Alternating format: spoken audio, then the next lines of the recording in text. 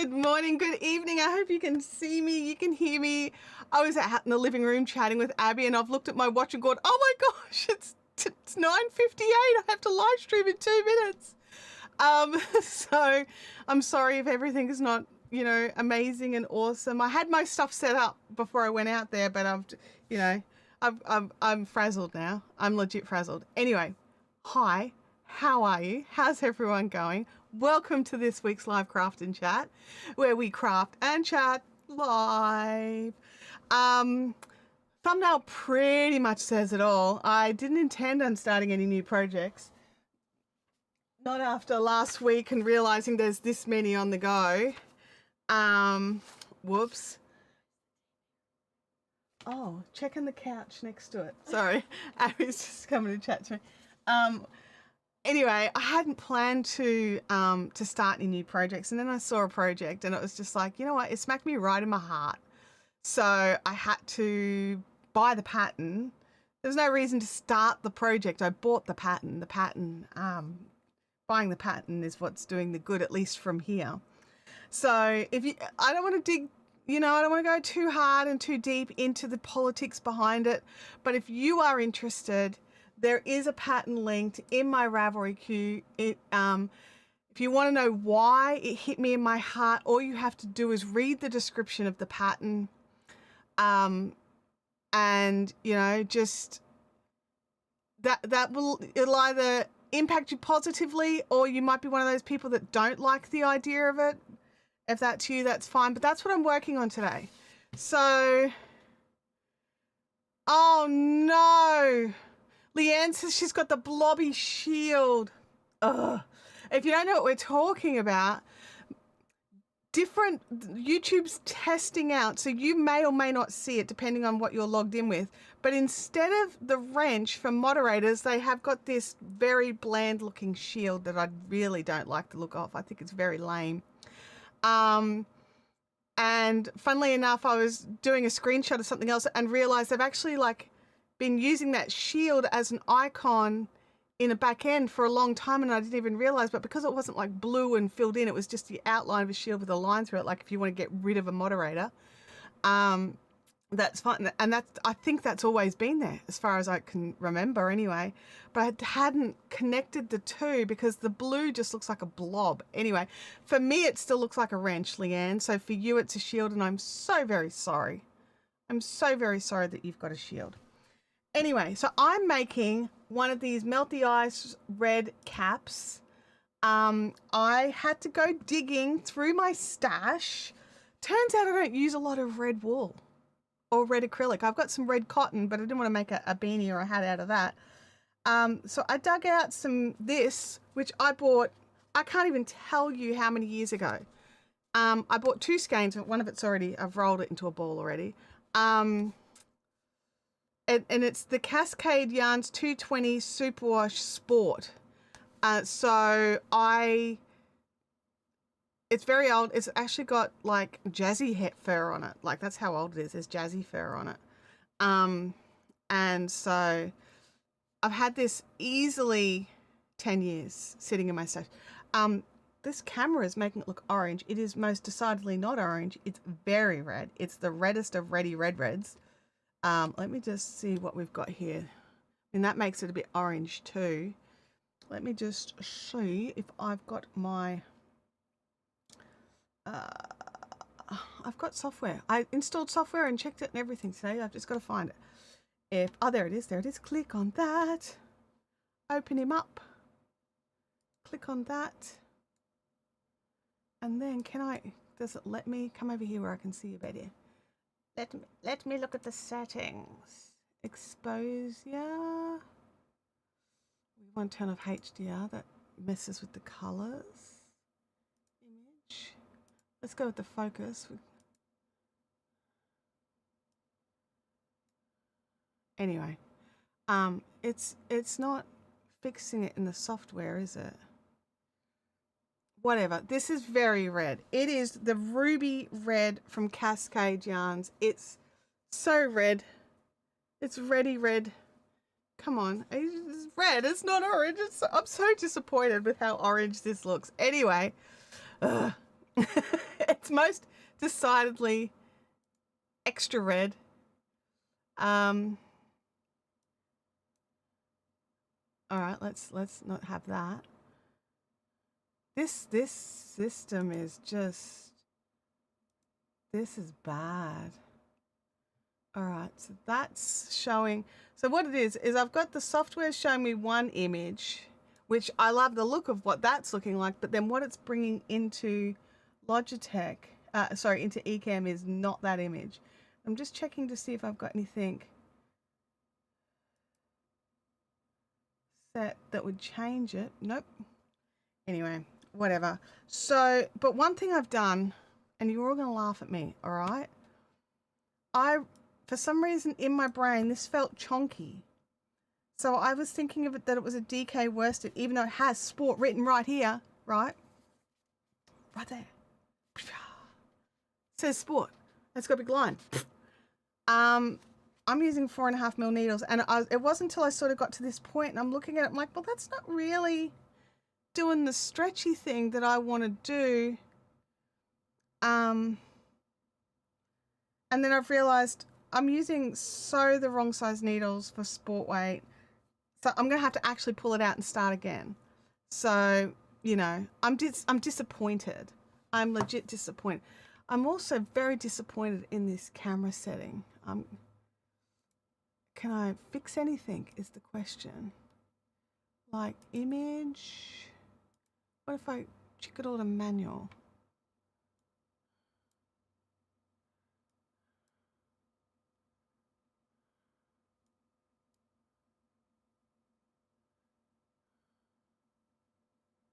I mean, some things are working. Like that's pretty, the focus is off there. Let me see if I can fix the focus.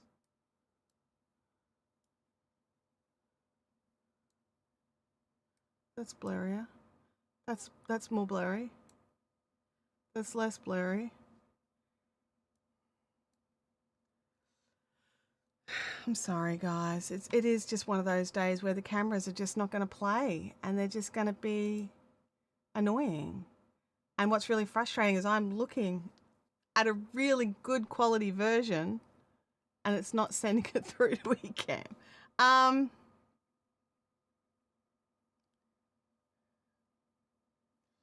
Leanne says, just curious, did you read Mikey's crochet crowd opinion on why he's not going to discuss the hat?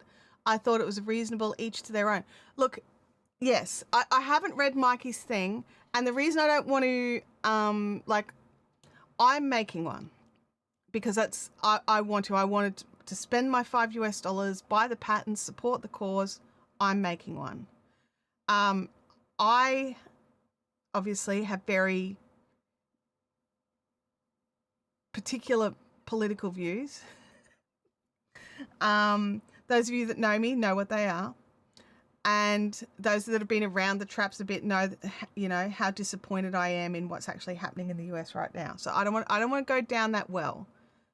But at the same time, I don't think I can just go on business as usual. You know, oh, my business is too important. It's not. My business is nothing compared to the importance of the topic of the day. So I don't know. As you said, each to their own, each to their own, you know, and they're like, you know, some people don't want to alienate their customers. That's fine. That's totally fine. I get that. I really do. It's not my stance. So I'm going to make this thing. I'm actually pulling it out because I'm going to find the right size tips. I will say I was using these, which are these, they're purple. That's really not focusing. Let me see if we go autofocus, if it's a total dog. The software old software that I had doesn't work anymore. The new one updated. So we'll see if that makes a difference. I mean, that's sort of focusing. You can kind of see, but yeah, so these are like a purple wood.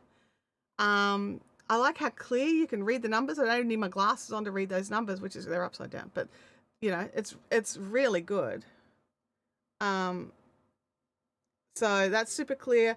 They're lovely to use. Unfortunately, I only have a couple of them. I only have a 4.5 and a 5. So it means that I'm going to need to find something else that I have that's short. that I can use for this particular project because well, one thing I will check is now that I've pulled this out, yeah, that was going to be a bit big for a hat, right? Oh my goodness. All right, let's find some tips. I bet they're in the lounge room. What do I want? I want a 3.5. Do I happen to have a 3.5? No, that's a 375. No, my tips are in the lounge room. Good job. I think these are my DPNs and my fixed circulars. Yep, DPNs. All right, I'm going to have to run and grab my fingertips. I'll be back. I've actually taken that here for a reason earlier, Abby.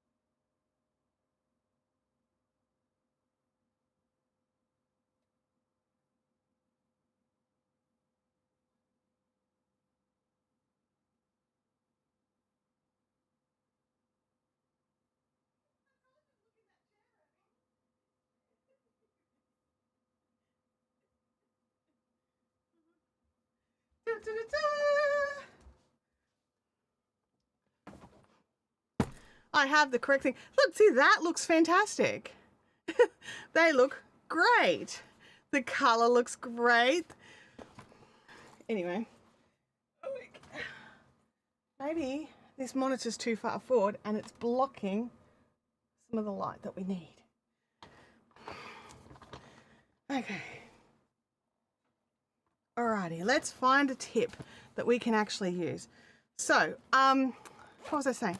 Yeah, so, you know, we all have our own sort of political stuff. What size is that one? Oh, I go to a 4. I have a 4, a 4.5, and a 5 in those. But I want a 3.5. Are you the 3.5? I don't know. No, you're the 3. The 3.5 must be in another project. Oh, that's so frustrating.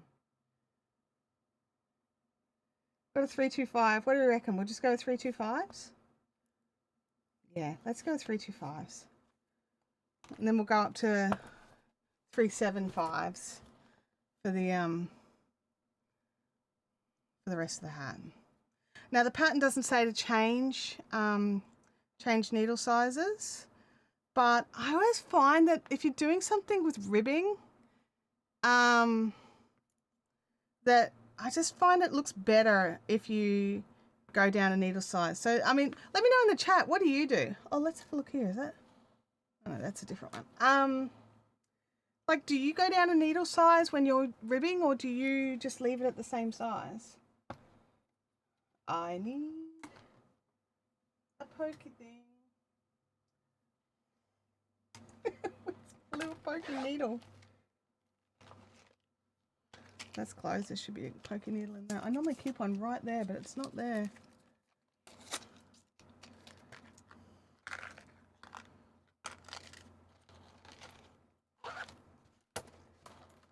I need a pokey thing. A pokey thing is what I need. Hey, hey. All right, there we go.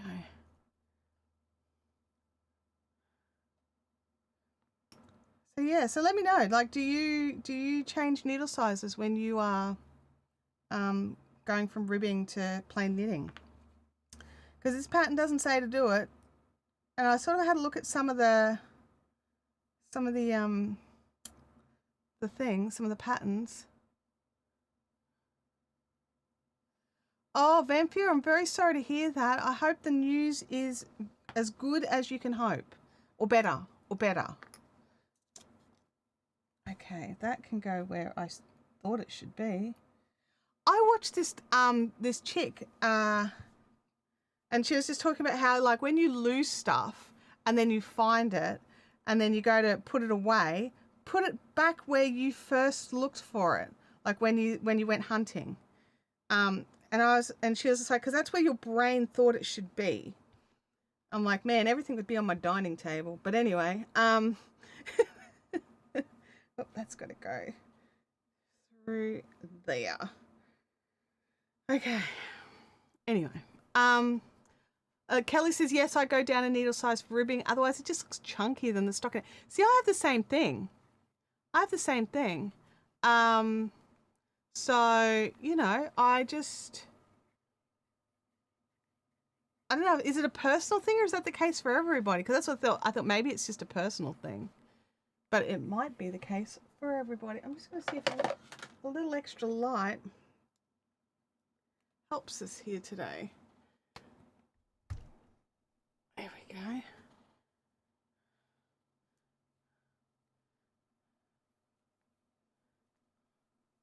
Tell you what, my like, because I wound this, I was sitting on my lap like a lazy cow, and I didn't feel like, you know, digging out a Swift and a ball winder and everything. So I just sort of laid the skein over my knees and just hand wound it.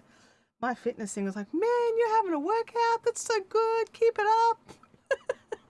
It's just like, I don't know how to tell you, but I am actually just winding yarn. Like, feels like a bit of a workout sometimes. All right, let's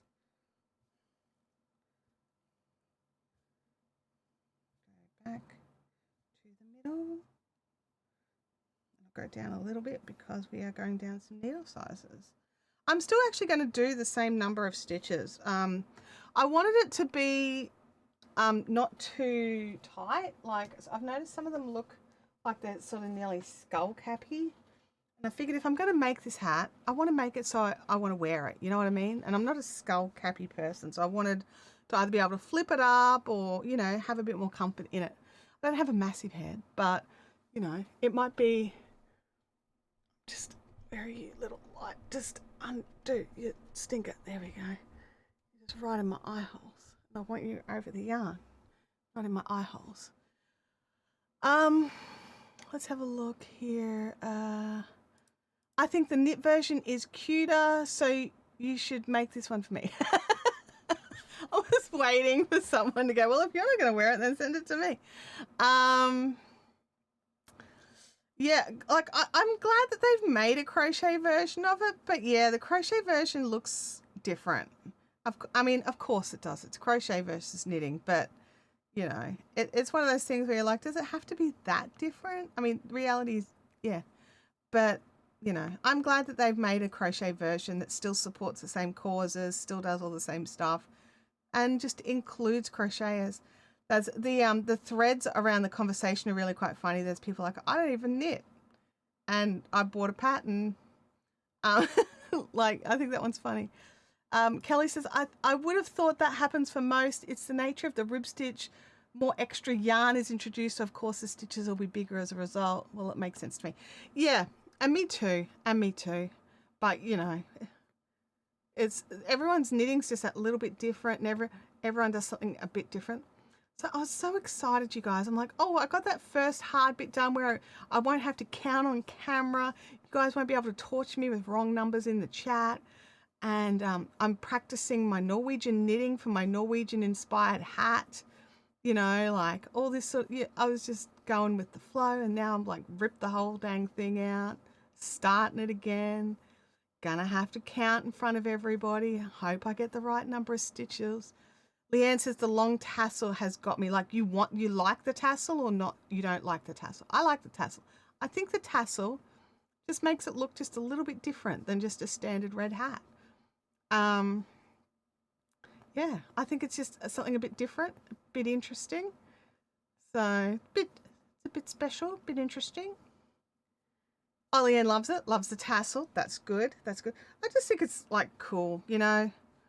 And there's people who are like, you know, don't put politics in your craft, blah blah blah blah blah. And I'm like, you obviously don't know the history of knitting all that well. But anyway, in the meantime, I'm just making a fun little red hat out of some yarn that has been in my stash since Abby was in prep. In my brain, I was like, why did I originally buy this yarn? And I remember why I bought it. And Abby she wasn't in prep. She was in grade 2, but it had something to do with her prep teacher. So, and Abby she turns 21 soon. So from grade 2, so what was she? She was 6. So 15 years ago, I bought this yarn for a specific project. I made the project. I just didn't need as much yarn as I'd bought. I bought 3 of these. I only needed one. And not even the whole one. I was new, okay? I was relatively new at following knitting patterns, and I was used to buying for crochet, and you know, I wanted to have enough yarn just in case I made mistakes and could start with it. It was a gift, and I wanted to make it good fresh yarn, you know the drill. Anyway, so I've had these 2 skeins just sitting in my stash, just taking up space for 15 years. So for no other reason than just happily making something out of some old stash yarn, I'm doing a little dance.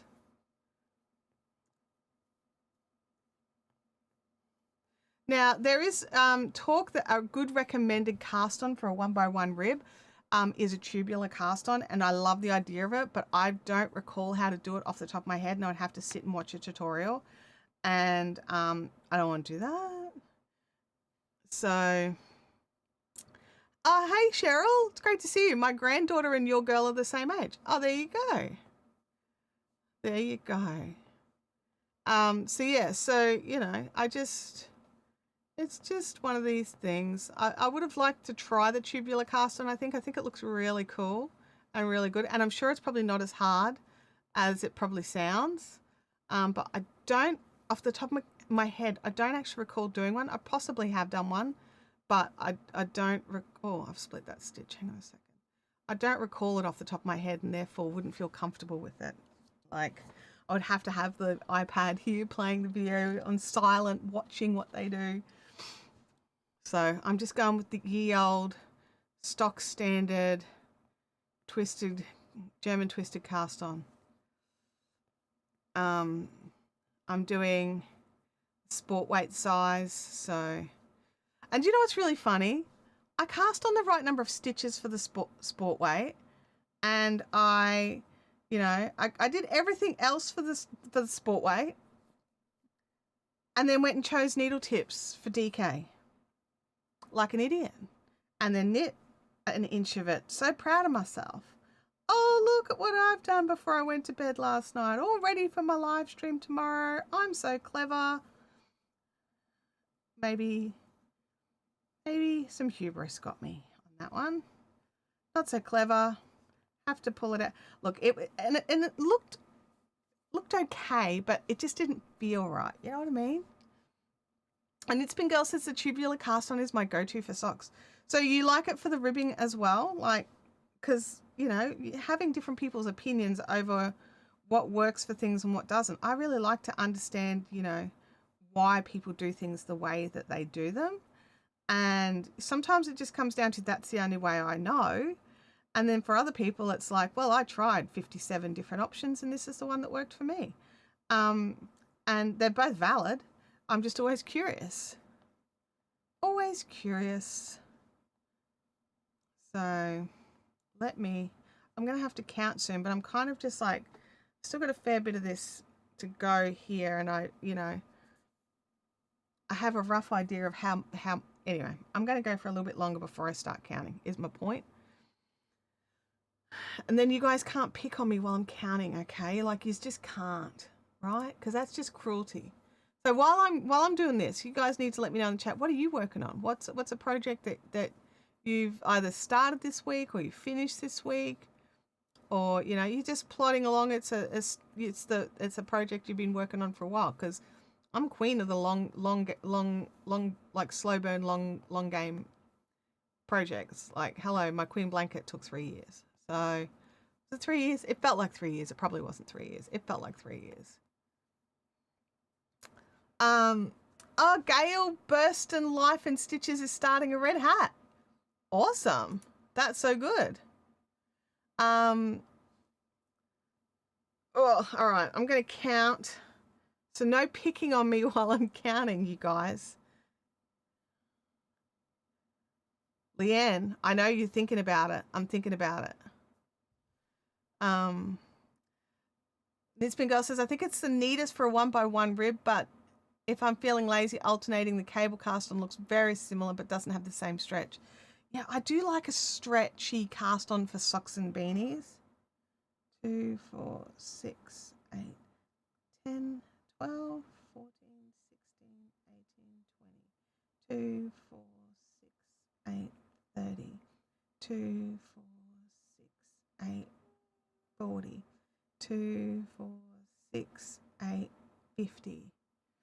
Oh, I knew one of you were going to do it. 50. 2, 4, 6, 8, 60. 2, 4, 6, 8, 70. 2, 4, 6, 8, 80. 2, 4, 6, 8, 90. 2, 4, 6, 8, 100. 2, 4, 6, 8, 10, 12, 14, 15, 16, 17, 18, 19, 20, 21, 22, 23, 24, 25, 26, 27, 28, 29,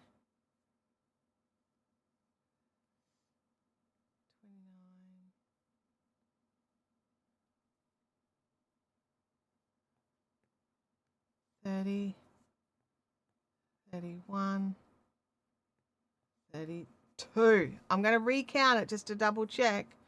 Bempy says it's too hot to craft this week. South Australia has a massive heat wave. I've been seeing the news. It looks awful. I mean, it's hot here today, but I wouldn't say it's anything out of the realms of standard standard summer for this time of the year. It's currently, oh, that's last updated. It needs to update. Why are you not updating? It says no internet connection. Let's try that again. Okay, let's open up the app. Okay, so it's currently 28 degrees at 10 o'clock in the morning.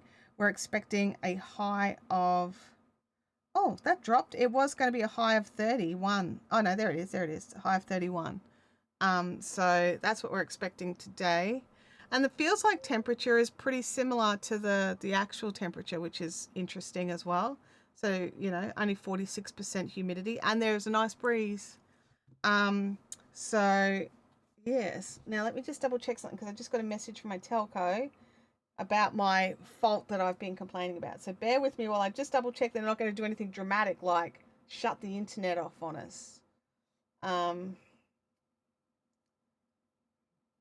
Let me just look at the fault.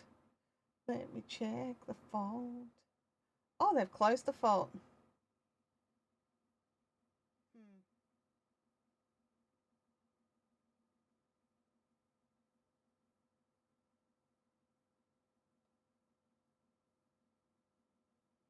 Okay. Oh, they closed the call because they've not noticed any faults, except we had dropouts yesterday. So that's exciting. Anyway, fingers are crossed. All right, let's have a look here.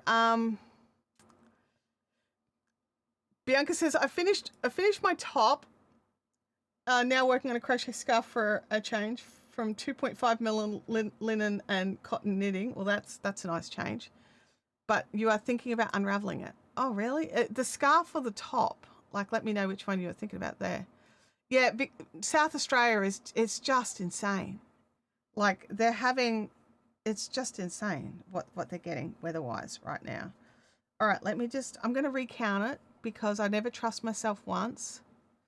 Yeah, see, I do the long tail German twisted for just about everything. I do like, there's a one that I've done as it's a super twist and a super stretchy cast on that's really good for 1x1 rib. I don't so much like it for hats, love it for socks. Absolutely love it for socks. I've got a YouTube tutorial on, it's called like a super stretchy cast on. Now just I'm going to count again, okay? So let's see how I go. I'm just going to move that over there. Also, I have beverages, water and coffee. Abby did have to run and fill up the water for me because I already started the stream before I realized I had none. Okay.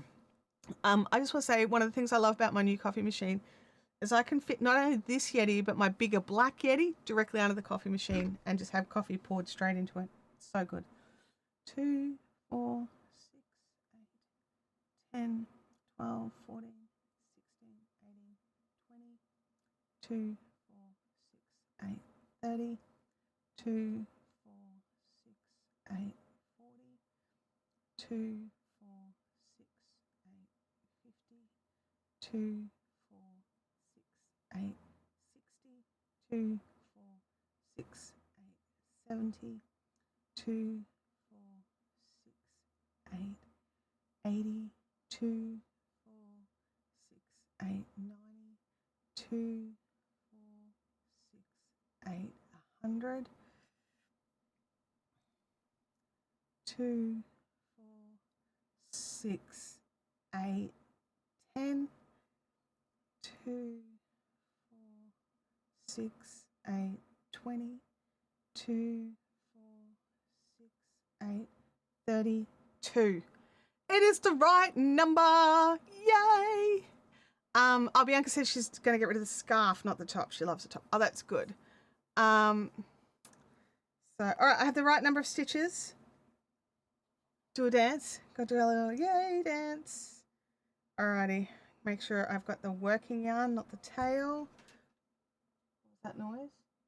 Why are you making noises? I don't like it. Noises mean something made, maybe me dancing made it move. It wasn't a bug or something scary and terrifying.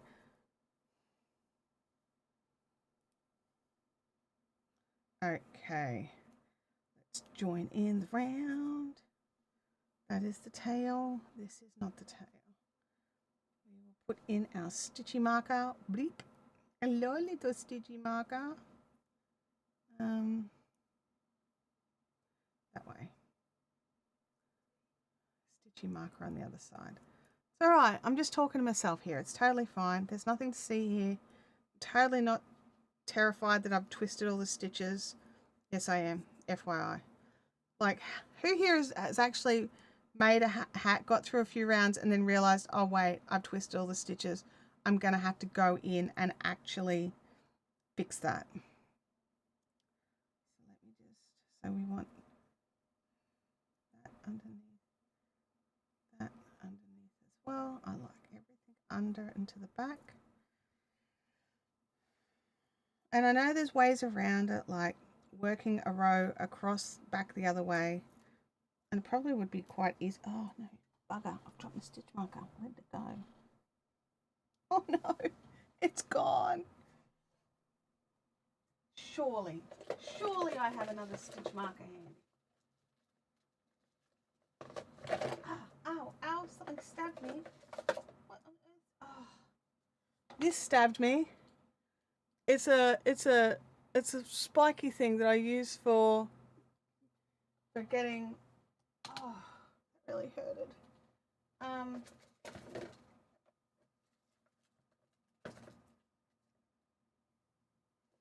Do you fit? You're a small one. For weeding cricket stuff. Here, look. It's got like a pin in the end of it. And you can't, oh, you can retract it. Like an idiot, I didn't have it retracted. That was dumb. That really hurted me. All right, let me just double check I've got everything sitting. And I don't. There we go. Everything's sitting nicely, all facing into the middle. We've got this. We can do this. We are crafty people. Worst case scenario, I have to do it again. So we're going to go knit.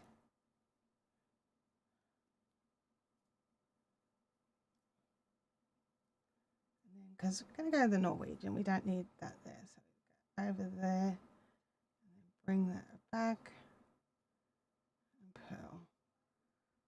This is the first time I've used these needles. Not sure how I feel about them. They don't feel super super slippy, at least not yet anyway. Maybe they just need some warming up too.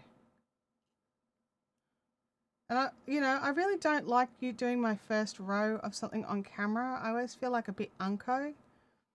And now I'm like, oh yeah, I just have to do it totally on camera now because I snuffed up the last one like a noob. Total noob snuffages. All right, where have we done? That's a pearl, so we've got knit. And then pearl. And then we knit. And then we pearl. And it is just, I'll calm down once I get past the first row, okay? It's just, I do find working to cast on rows stressful, and I don't know why. There's no reason it should be stressful. It's a 1 by 1 rib. It's not difficult. It's not like I'm working a lace pattern directly into the cast on, which designers who make you do that they just don't like people, is what I feel. Like, oh look, you've cast on now lace straight into your cast on row, and interesting lace too, not just boring lace. Around we go.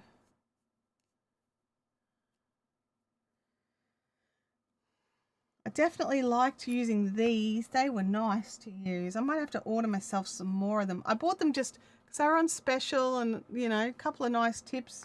Now I'm like, man, I really liked those. And I don't have a lot of like really short tips, which are great for hats. I have most of my tips are longer. And so like we can see here in my tip case, most of my tips are longer. So I've got like some stainless steels. These are all super longs. These are big long ones. I would like to get more of the carbons in short tips, I think. But I managed to get these for like ridiculously cheap, like $2 a set of tips or something dumb like that. So I grabbed those. But I'm regretting not getting more of these, and I actually don't know if I can get them. I know that they were discontinued.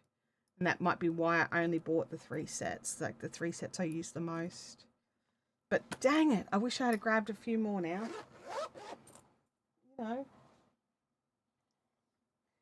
All right, let's work with what we've got. We'll work with what we've got. Now, where am I up to? So that's pearl, that's knit. That's pearl. So this is the Norwegian pearl. So you don't actually bring the yarn in front. Now, I'm by no means experienced or, dainty with it, especially not in a cast on row. Maybe I'll be more happy to zoom in and show you what I'm doing once I'm past this cast on row. I'm just feeling like, oh my gosh, am I doing it? Did the stitch work? Yes, good. Keep going, don't stop. Don't lose momentum. Oh my gosh. Okay. You guys are like total getting like what my brain does whenever I'm casting on a project, which is just hilarious. Where am I up to? A knit. Knit.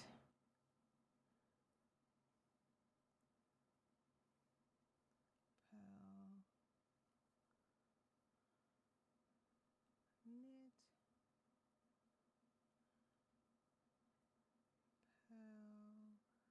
So I'd heard like, Arna and Carlos, which is whose tutorial I watched to learn how to do this. They're like avid, like, don't lift your finger out. Your finger doesn't need to go up. Put your finger back down, blah, blah, blah, blah. Like they've obviously taught people like me who use the finger for a lot. Like, for normal continental purling, you're like, the finger is going crazy, right? And so I automatically put my hand in and go like that and then have to go, oh, wait, I'm doing Norwegian. I've got to, calm the hand down.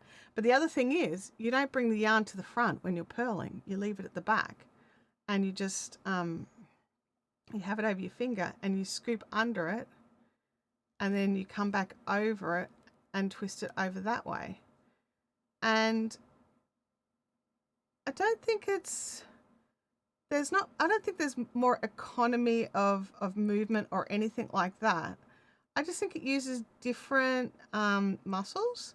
And so if you have an issue with your finger doing the up and downy pearly thing, this might be a worthwhile one to learn. But you guys who've been around the channel a while know that it's just like, oh, look, it's a different knitting technique. I'd like to learn it.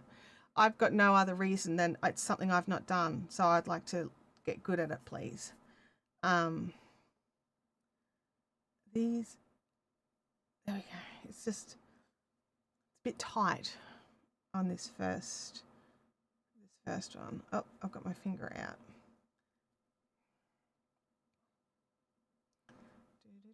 And yeah, and so I'm constantly reminding myself, put your finger back, put your finger back. And then in saying that, I watched some other YouTube videos of people doing Norwegian knitting.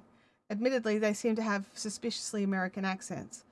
And like for Norwegian knitting, you know, not that you can't teach it, but their finger is out. And so I'm like, which way is the more traditional way? I don't know the answer. But to me, it tells me that if your finger is out, you can actually still physically do the stitches. So technically, probably neither is wrong, but I do want to master this version of it.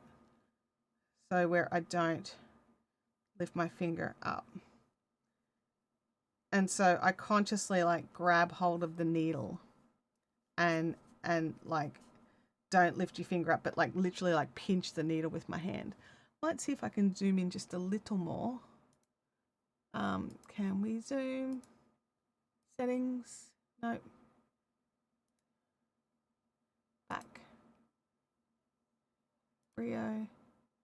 Camera settings. Will it let me zoom?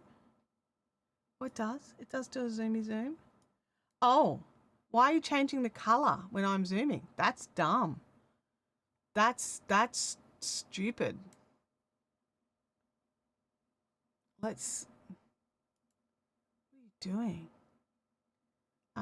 What are we looking for? We're looking for white balance. Stop that. Oh, can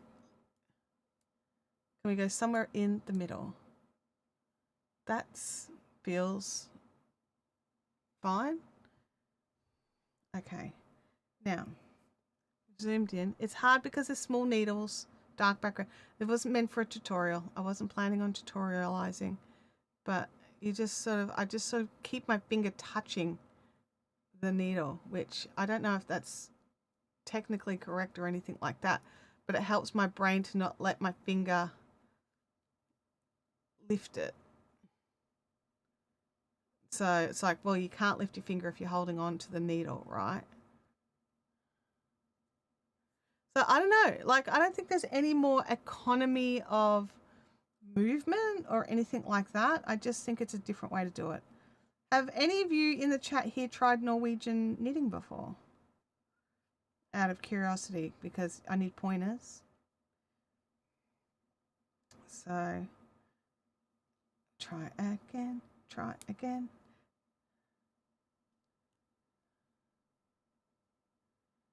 And also because this is the cast on edge, it is just that little bit more cumbersome, nothing sliding as nicely as it will do on the following rows, you know. And also I haven't used these tips before, so maybe they'll never slide. Bianca says, I've tried it, but I found I'm happier with my normal Continental. Fair enough. Fair enough. I find that I keep going back to the Continental that I learnt. I don't know whether it's normal Continental or whatever. I don't know where it fits into the scheme of things, but I find that I automatically go back to that if I'm not actually like concentrating to do, like, I want to do this other method. And so when I'm just mindless knitting, I could have started with this particular method and then realize I've switched back to the other one. With my straight knit stitches and stuff like that, it's not really noticeable, but I do find my tension is better with my purl this way. Personal, that's a total personal thing. Not everybody will have the same experience. Some people's will be looser, tighter, the same. Everyone's different. I need water.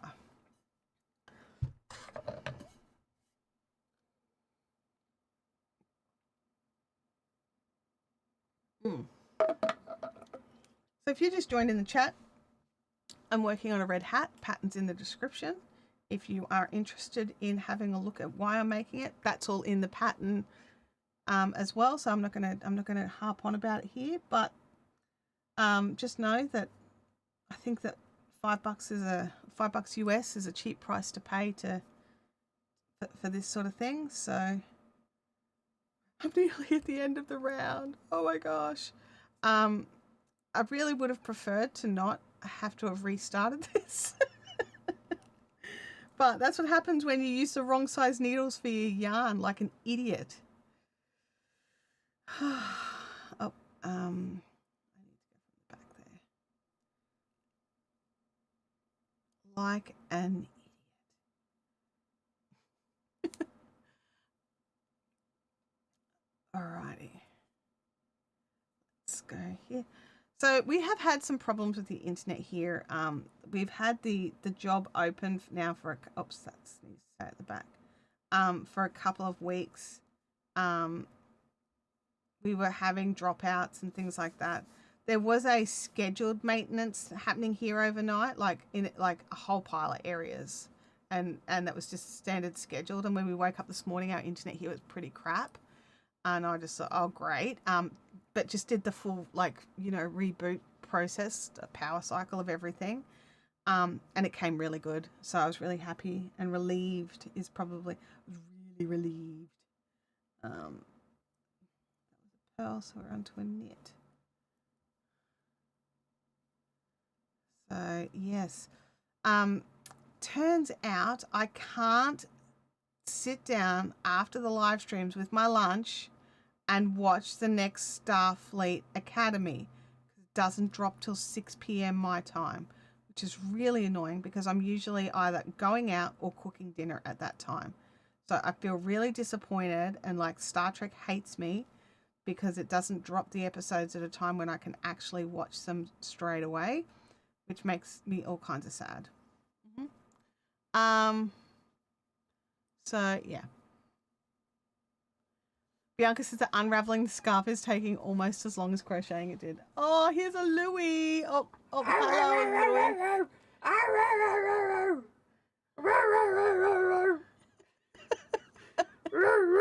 He sounds particularly aggressive right now. Okay, calm down, Abby. Let me kiss her. Hello, Louie. I don't want licks. I don't want licks. I want licks, big man. He's gonna fall down. Don't leave him there. Put his camera on. Is his camera plugged in? Yes, it is.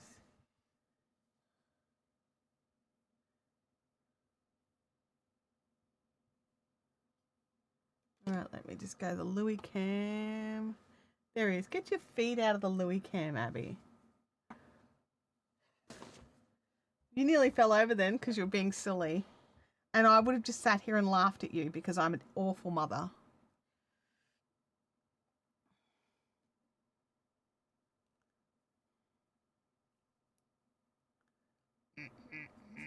Get that stitch. Oh, nearly lost the next stitch. Abby is terrorizing out there. I can just hear her cackling as she's moving around the house, and I have concerns. Okay. Oh, is she? Oh my gosh. Has she chatted or is she just watching? One of Abby's friends is watching. Hi, Maddie. Goodness me. Get in there. We're so close to the end of the round, and I hate this round so much. It's not that I hate the 1x1 rib. I hate working into... Look, I've got that many stitches left to go before it's sorted. And it's back to redding up my skin again. Stop that. We don't like that. Oh, Louis is just leaving us. That's fine, Louis. Bye. So where have we got? We've got knit, purl, knit. So anyway, so I really loved last week's episode of Starfleet Academy. I know there's a whole pile of people out there that are like, oh, I don't like Starfleet Academy, meh, meh, meh, big baby whingers. Get over yourselves. It's a great show. It's different because it's like it's meant to be teach. It's like Starfleet Uni, you know.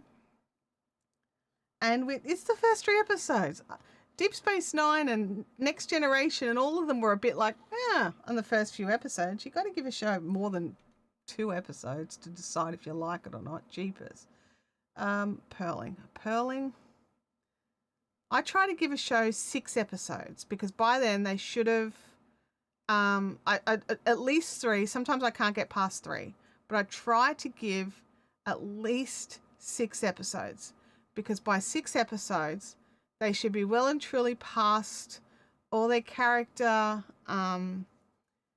character development and introducing the audience to the characters and all that sort of stuff. And the storyline should have started getting, good and things like that. So that's what I try to do. I mean, the awkward thing is, right, like a lot of these Amazon series and everything now, they're all like 8 episodes. So just as you're sort of getting used to it, you're like, by the way, next season starts next year, and you're like, it's like 8 episodes, 9 episodes. This is dumb.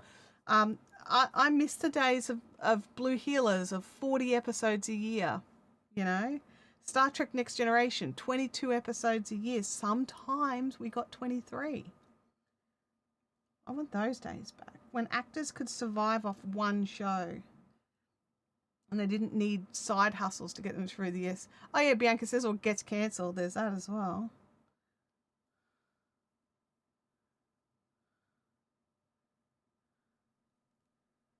And like the crew as well. Like, did you guys know that the crews on these shows, because they're only limited series shows, they actually paid at a different rate than they would be if it was a full season show, which I just think is atrocious.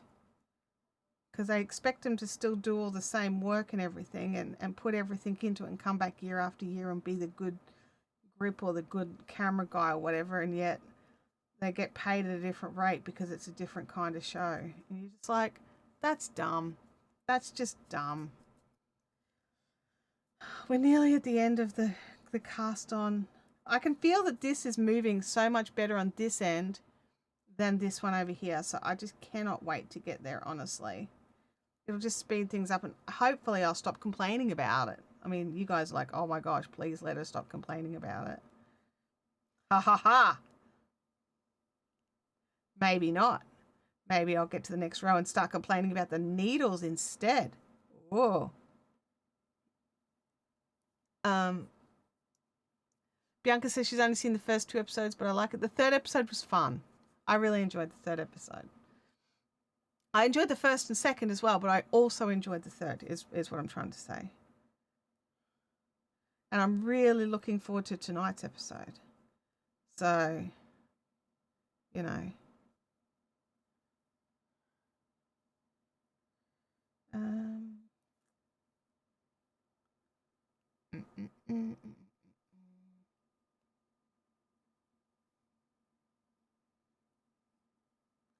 And I think I've just worked out. I've got to double check it. Let me just get my calendar. But I think I've worked out. I thought I was going to miss Caffeinated Crafters this month on the Saturday, the last one.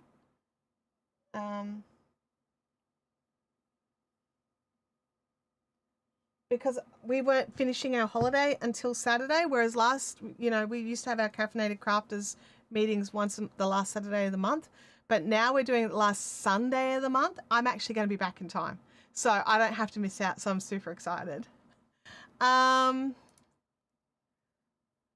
yeah, that's the other thing. It was always frustrating when there was a series being shown here, but then the last season wasn't broadcast in Australia because it had been axed in the US, and we just wouldn't find out what was going on. I know, it was so frustrating. The other thing was back in the day, right? Like back in the day when Star Trek Next Generation was out, back in the 90s, it could be 6-8 months before the episodes arrived in Australia, to the point where we had friends who had actually recorded off TV in the US and post it to us on a VCR, like on a video, and post us the video. And we would still get it 6 months before the US. And that was back at 90s postage. So it wasn't quick. But yeah, it was very, Like, this was before you could just download it and send it to someone, which is also highly illegal. But it was the only way we could get, and like, there were episodes that just didn't air in Australia, and it was so annoying. It wasn't until you like bought the videos, because it all came out in video. It wasn't even DVD then, it was videos. Oh, and oh my gosh, the random, like, yes. So Star Trek The Next Generation started, it used to have a 9:30 10 time slot, and then it started after the late night news. So Jim Whaley had this voice that could just put me to sleep, just relax. Like, it was like I just sort of sit there, it's a long day, and I just sort of sit there trying to stay up to watch my show, and Jim Whaley's voice would lull me to sleep. And sometimes if he got excited about something, or something made him perk up, like right at the end of the news or something, I'd wake up. I'd be like, oh, what's going on? And so I wouldn't miss my episode. But sometimes I'd miss the episode just because Jim Whaley put me to sleep. I blame Jim Whaley for all the episodes of late night sci-fi that I missed, because when it wasn't Star Trek, it was Babylon 5. So yeah, thanks, Jim Whaley.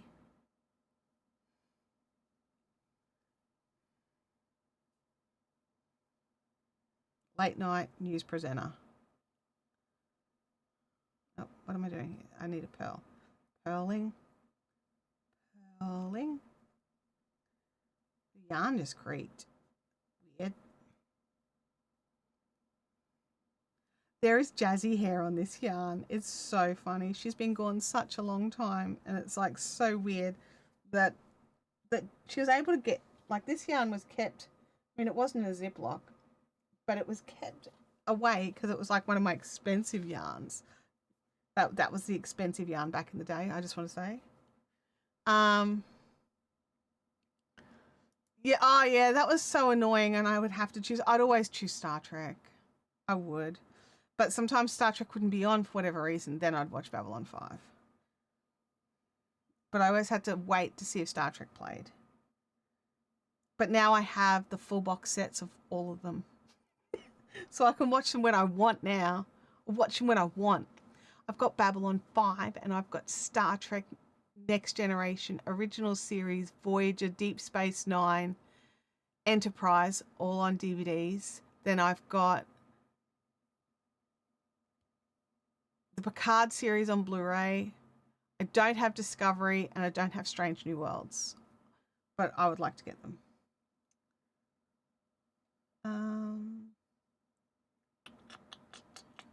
Knit is where I'm up to, and now it's a pearl. It's the very next stitch, and onto a pearl. Farscape is good. I do like Farscape. I actually have Farscape on DVD. I do like the Farscape. Yeah, it was really fun and interesting, and just how they Farscape is great. I haven't watched all of it yet. I should do, but I haven't yet. But I think I watched was it 4 seasons, and I've watched 3, or was it there was 3 seasons and I've watched 2? I've missed the last season, whatever it is. And I think if I'm correct, Farscape was filmed in Australia, because that's what got me to start watching it in the first place. I wanted to see what kind of sci-fi we could get.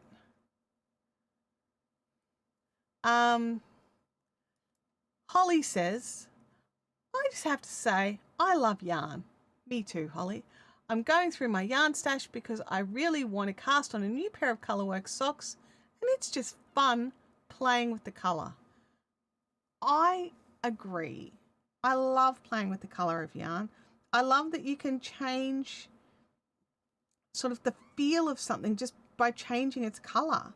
Like prime example, my West Knit shawl, when we were choosing the colours for that. None of the colour options that we had were bad, but they were just different. And, getting the right colors for me, for what I wear, for what would make me wear it more regularly. I just, it's just one of those things. I love playing with the color and doing stuff for color work or like a multicolored design. That's just so much fun. I'm a bit jealous at the moment, actually, because it's one of my favorite things to do. We've made it to the end. We've made it. Now let's slide that over, and I've got to just tweak this. Bianca says, I don't think I got past the first couple of episodes. I really should watch it. I've heard so many good things about it. Fantastic cast, fantastic crew, great storylines. Like, yeah, there's lots of good about Farscape. That was, see that? I automatically brought that yarn to the front because my brain went, Pearl, bring the yarn to the front. All right, let's have a little, yeah, these stitches feel much better.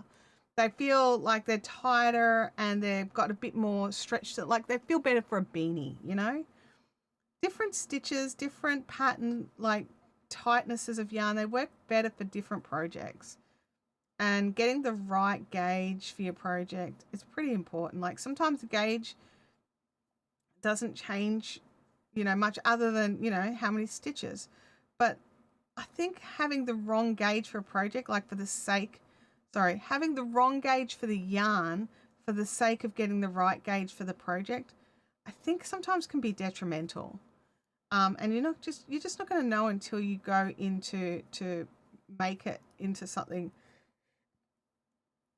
like having something super open might work for some patterns, but then other patterns, it's just like, well, no, this needs to really be closed up. You don't want to see through it.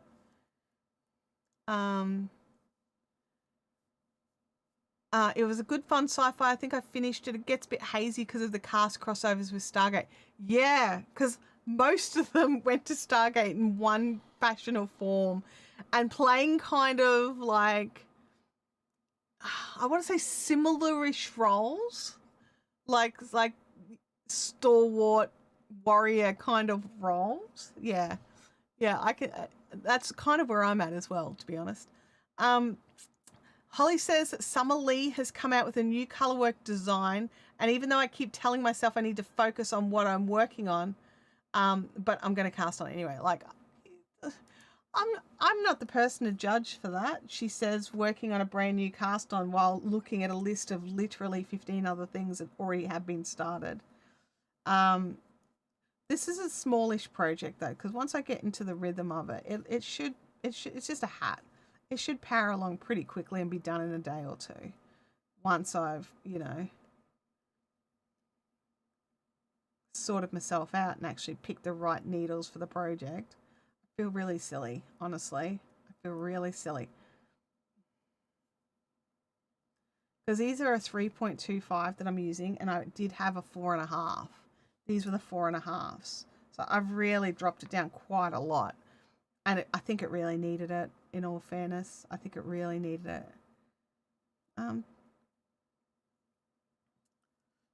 Oh, hang on. I got to think back. I've been doing more stitch instead of the rib. Just for a few stitches. Just for a few.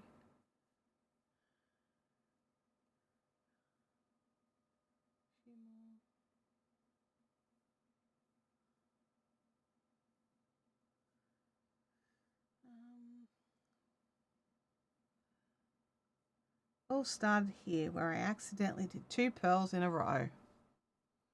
So that's a pearl, that's a knit, that's a pearl. And that's why you should pause and look at your work every now and again when you're doing rib and stuff like that. So I don't know about you, but I'm notorious for going, no, I'm going to stick a second pearl in there and then continue on with the rib. Yep, that seems to be good. Pearl knit. So yeah. Let me know in the chat. Anyone else just decide they're going to just do whatever they want to do? And it doesn't matter if it's supposed to be something else. and then get disappointed when it doesn't look like how it's supposed to look. That's the big thing, isn't it? It's like if you decide to change it up, but you accept that it's going to look different, that's a whole different kettle of fish. But then you're like, oh, this didn't look the same. It's like, yeah, because you didn't do it the same, you Gumby. Oops, it was supposed to be a knit stitch. There we go. I've been rewatching a little bit of Grimm, so that's been good. I've been catching up on some of the Discovery episodes that I missed so that I could understand this new time zone for Academy a bit better. And I'm glad I'm doing that.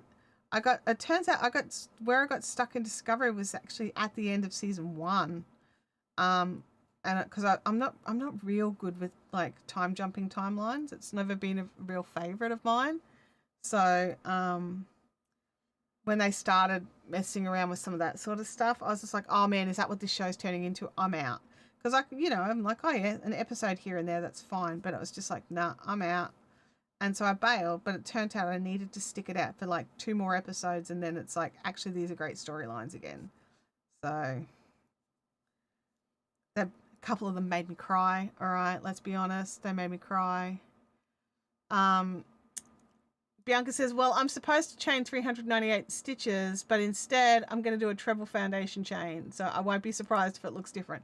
Also, heck yes, 400 crochet chains versus being able to do some sort of foundation row.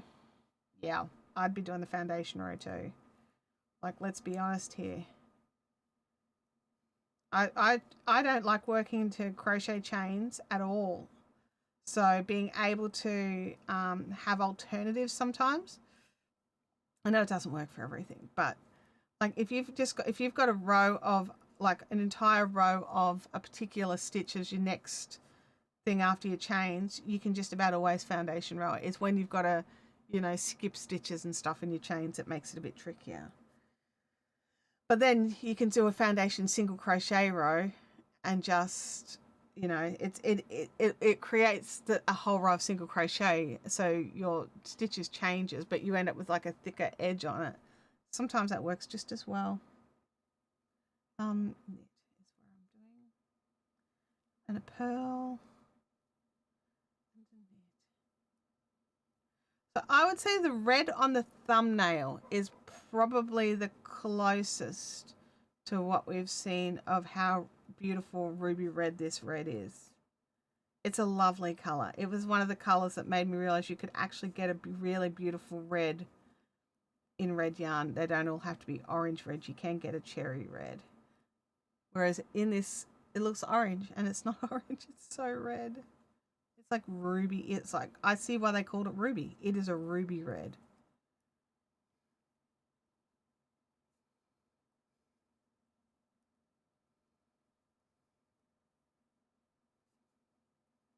Oh, I've split a stitch there.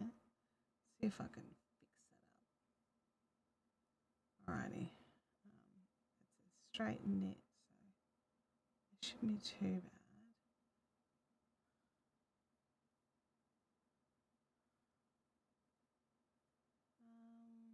No, there we go. Let's try again.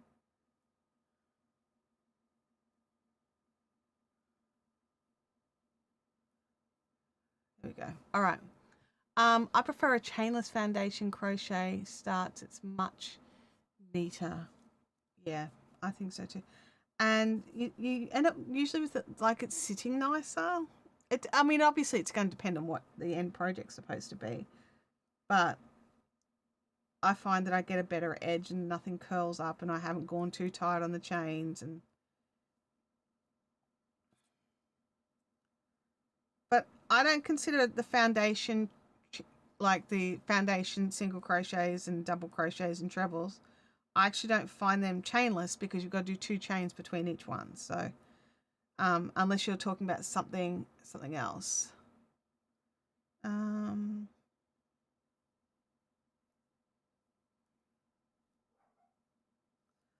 Louis is losing his mind over something out there. He really needs a haircut. He's getting a bit ornery. He doesn't like the hair growing near his eyes. He doesn't like getting hot.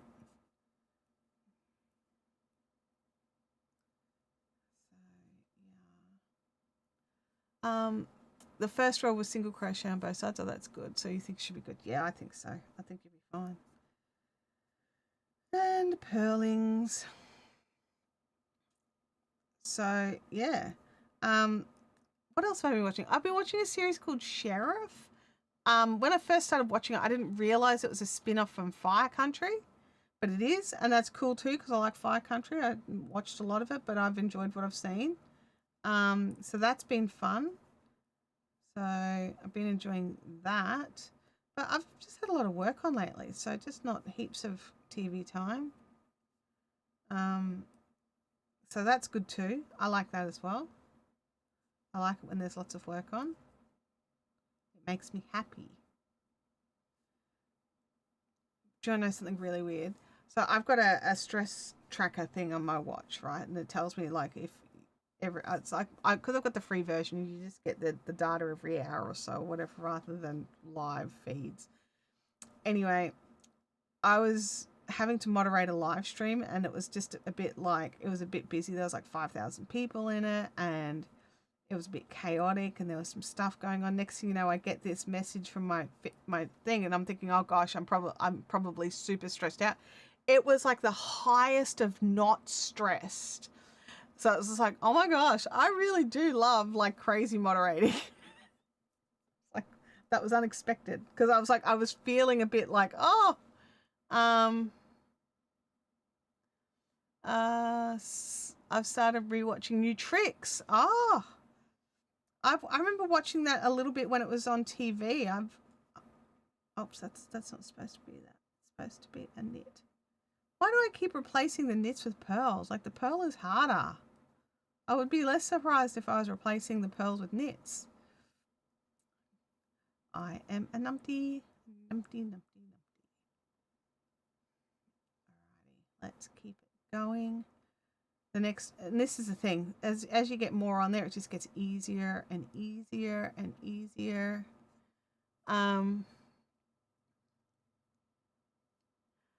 Oh, Vampire, that's got to be a relief. That's got to be. Do you think it could be heat related? There's so much stuff that happens to your body if you're overheated. But yeah, oh man, that's got to be a relief. I'm so glad to hear that.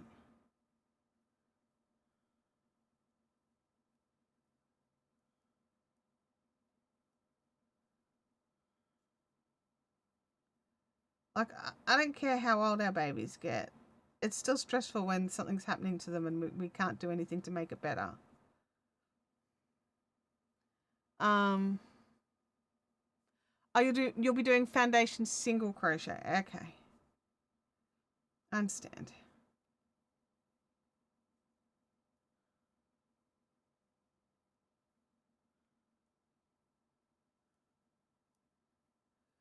We're nearly at the end of the next row. There's just like lots of this to start with. It's actually mostly the hat's mostly red, and then it's got some really interesting decreasing the tassel.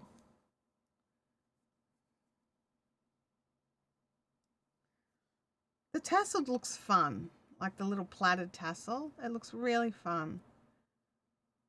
And do you know what? I'm kind of. I want to, because I've been watching some of the footage coming out of Minnesota. I want to see, like, the protests and see how fast it takes for the red hats to start appearing. That would be funny.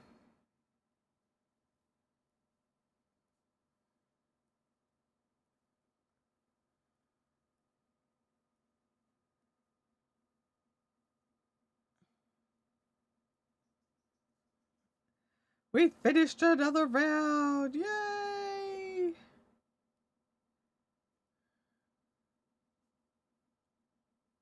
All right, let me see. I'm just going to pause in a second just to check how it's looking. I just want to get past the join because I want to do some jiggery pokery and tuggery on it.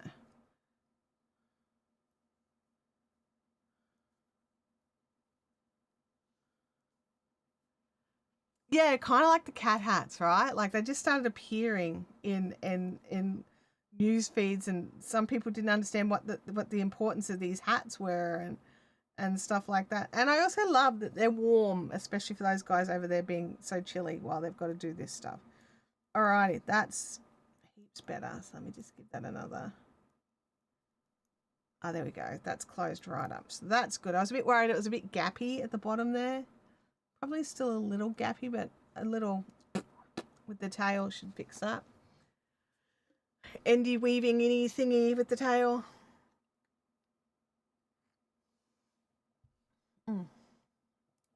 Drop that down out of the way.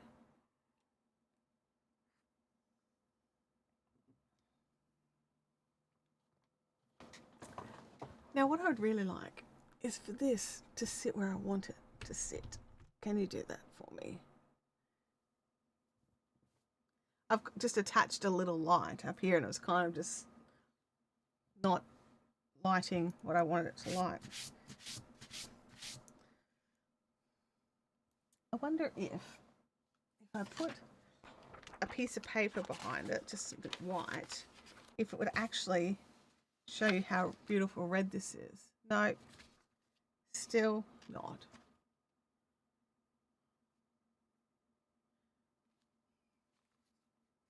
Oh, maybe this other camera will do it. Let me just do this. Big skein of yarn. Nope. Well, that's frustrating. Back to this. One of these days I'll be happy with the colours that all this setup shows, won't I? And we'll all have a heart attack and be like, oh my God, she stopped complaining. Got my... And Kelly, you'll be happy to see I pulled out some end stoppers for this project. And I pull the end stoppers out to add to the other projects as I pull them out. Which I haven't done yet. But I will. Oh, that's sliding so much better now. I think it was literally just because maybe my cast on was a little tight. But this is definitely sliding a lot better. Well, that's good. That'll speed things up.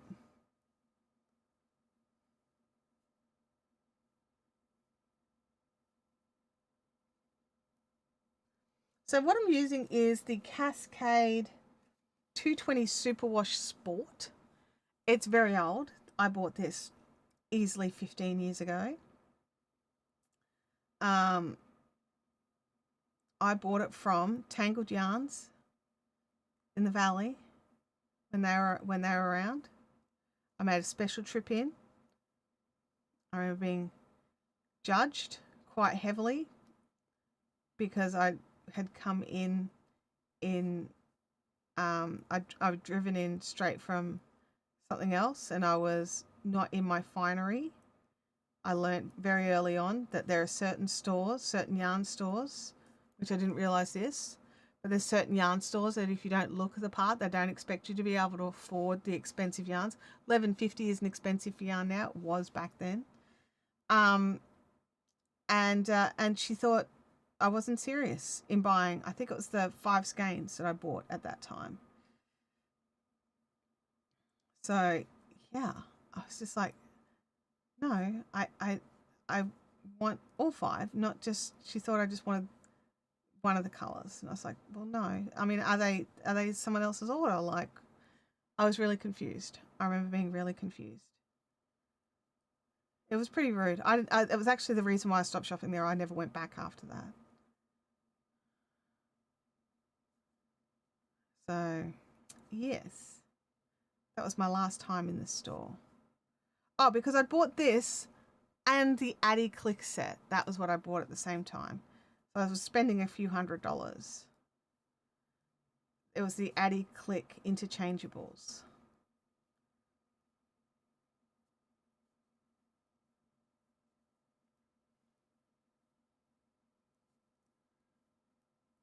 And I wasn't disheveled. I'd been doing something else and went, oh, that's right, I've got to do that today.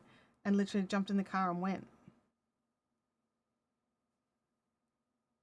And it was a lesson that, it was a lesson in customer service and customer care from going forward. I was like, well, I never want to make anyone ever feel like that. So it taught me a thing. Yeah, I don't know why they went out of business. I think it was a pretty expensive location, but yeah. There was a yarn store near me that was like that. I went once and felt so uncomfortable that I didn't go back there. They're not there anymore. Yeah. Leanne says, I've had these vibes from yarn shop owners, not naming names. Yeah, it's I think this is like knitting and crochet is supposed to be like the social levelers, right?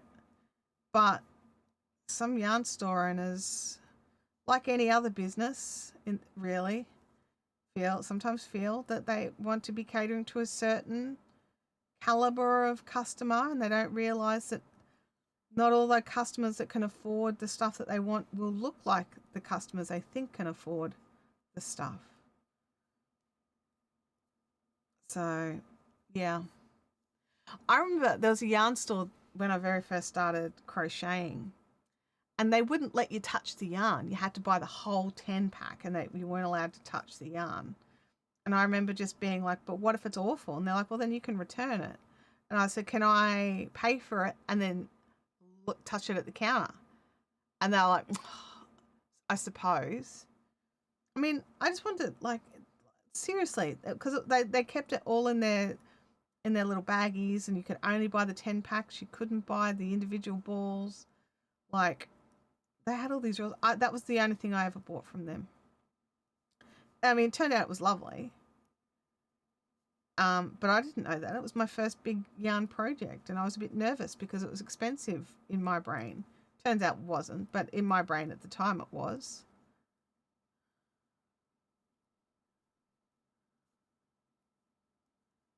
But yeah. It's interesting how different people decide to run their businesses. Nitzbin Girl says, when I still lived in Melbourne, my local yarn shop owner would have a fit if you dared to touch the yarn unsupervised. Like, look, we've all seen the absolute atrocious mess that sometimes Spotlight turns into, where people have been, messing around with the yarn balls and pulling them out, putting them back, pulling them out, putting them back, and then the companies aren't making them for handling, so they fall apart. I get that yarn store owners are a little nervous about that, but doesn't that come with the territory? Like, isn't that just something you have to just accept? If you're going to be a yarn store owner, you have to accept that people are going to want to touch the yarn at some stage, or they would buy it online. Like, yeah, wow, that's weird. We all want to squish the fibers, like, respectfully, of course. Yeah, like, I get when people get funny when people rub it on their face. Like, I agree with that one. I'm like, look, you can tell by touching it. You don't need to rub it on your face or on your neck, right? But at the same time, I also find it funny because usually they're being amusing when they're doing it. So it was like that one took me a little bit to adjust to when people did that one. But yeah, I don't understand these sort of more traditional yarn store owners who are like not letting people touch the yarn. Like, just become bricks and mortar and go on, become online. Get rid of your bricks and mortar.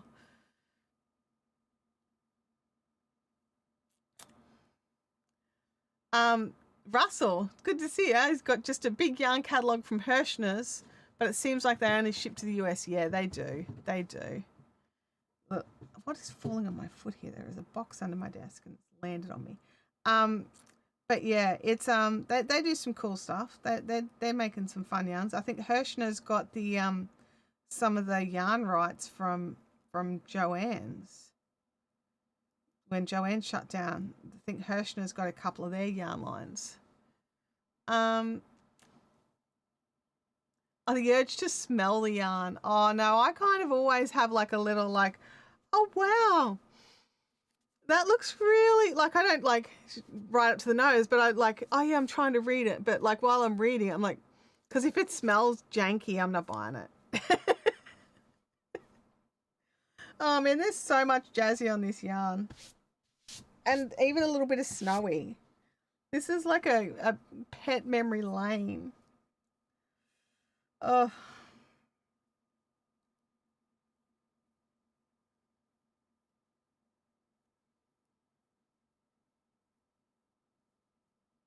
oh, there we go.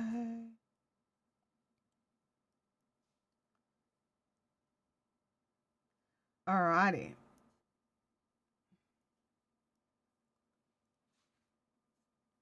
We're nearly at the end of the next round already. This one's definitely flown around much faster, which is really good. And you do tend to speed up as you've got more to hold on to, as you're getting away from like the cast on edge, you're getting more comfortable. Like I'm noticing that I'm not lifting my fingers as much. So, I'm not having to constantly remind myself to, you know, do the right stitch because I wanted to do this whole hat using Norwegian knitting for the Norwegian inspired pattern. Um, so there's no reason other than I want to. Okay, no reason other than I want to. Russell, it's pretty warm today, but I would say it's not heat wave hot. It's summer hot. Like it is the middle of summer here, and we're expecting a top of 31. But there is actually a fairly decent breeze, or at least there was before I came on the stream.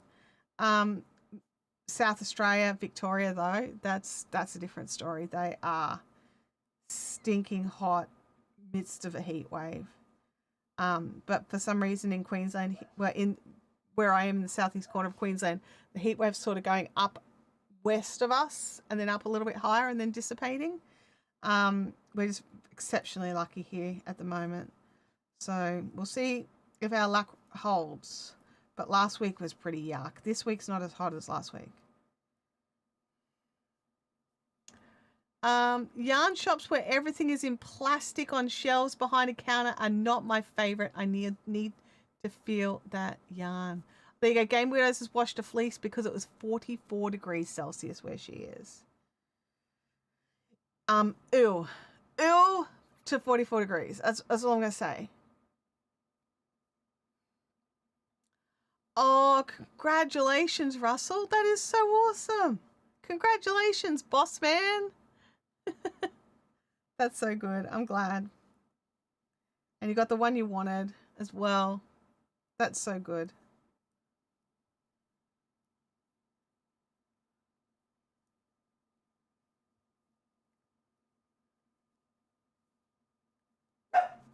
Oh, Louis is losing it. Louis is losing it. Yeah, it would have dried fast, being 44 degrees.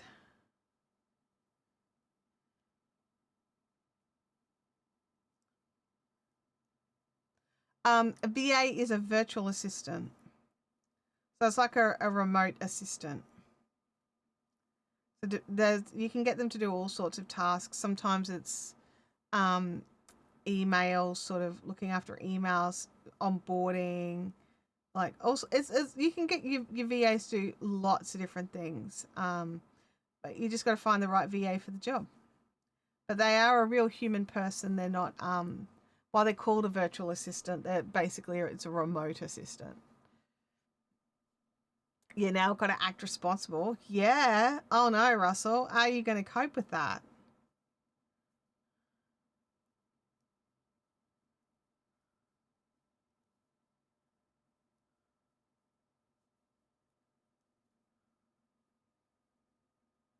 Oops, up and over, back and under.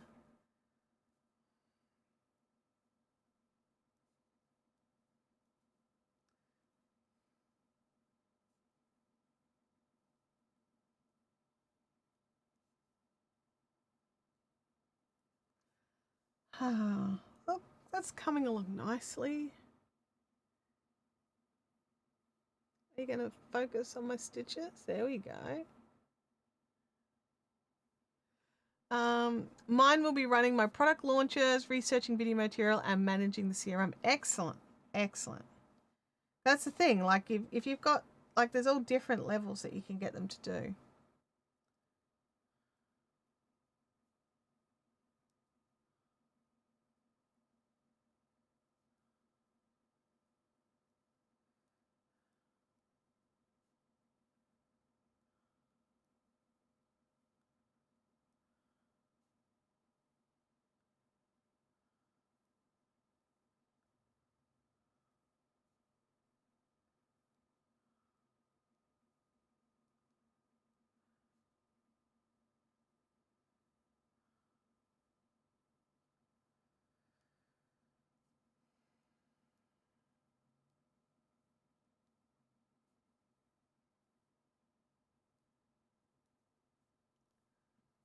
Is that a cable stitch? No, it's just a 1 by 1 rib. It is, so it's a knit and a purl and a knit and a purl, and so it's just extra stretchy. So it'll make a very stretchy section of hat. So let me just get away from the needles here. So we've got a lot more stretch in the stitches. And then when it's resting, it sits nice and flat. So you just see the knit stitches at the front mostly, but then when you pull it apart, you see that there's a whole other stitch in between it. And then it's reversible because it's the same on the front and the back.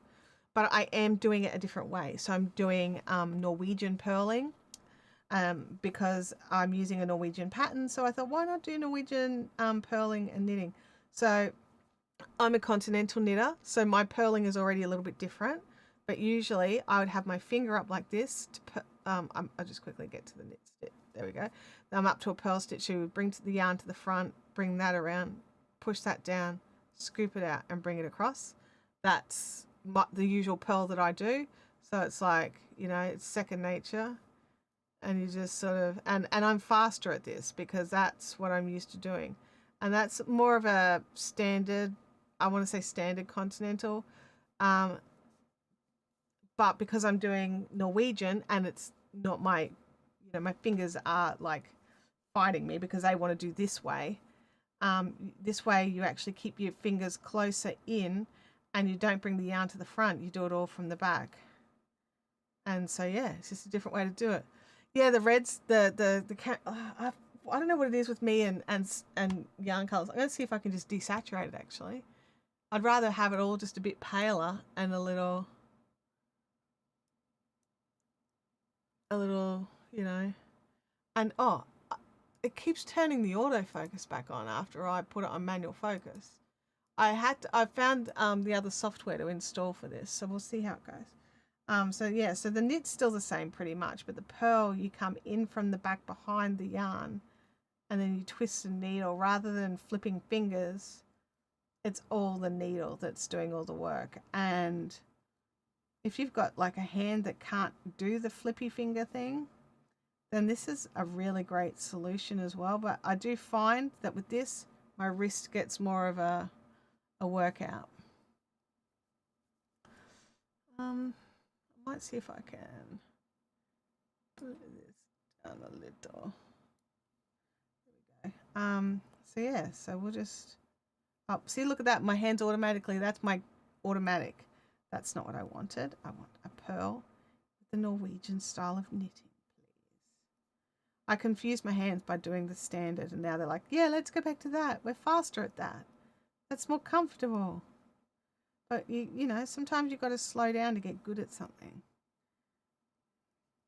And the advantage of learning all these different ways to knit is if you hurt yourself, if you you know, get injure something or have a carpal tunnel or something, if you've learned a few different ways to do it, you may actually still get to do something while healing that doesn't make it worse or slow down your progress of your healing. And it might even just mentally save your brain because you didn't have to stop knitting or you know, through injury. I mean, sometimes the injury is just too much. Like when I crushed my fingers, I couldn't do anything. I couldn't even hold the yarn to crochet into with my left hand because I can crochet left and right handed. So I couldn't even hold the yarn in place with my crushed fingers, like because I crushed these 3 fingers. So, and when I did that, it actually pulled on them and hurt them. So I couldn't hold onto anything. So that really ruined that. There we go. Put your finger back down, you Gumby. So yeah, so it's just a different method. You get the same result. No one is better than anything else. If you're happy with your stitches, there's no real reason to switch around and change them. I just get curious, you know. I want to learn how to do the thing. And so every now and again I'll have a project where I'll do it using a different technique. And that's how I learnt continental, was like, oh, I want to learn how to do a different technique. And then I realized I actually really like that better than English throwing. And so I switched over, and I very rarely do I use my, like, do I do sort of more throwing knitting. I very much keep to this method. And if you don't know what I'm talking about, I'm going to do some. Here we go. So the yarn actually goes in the other hand entirely.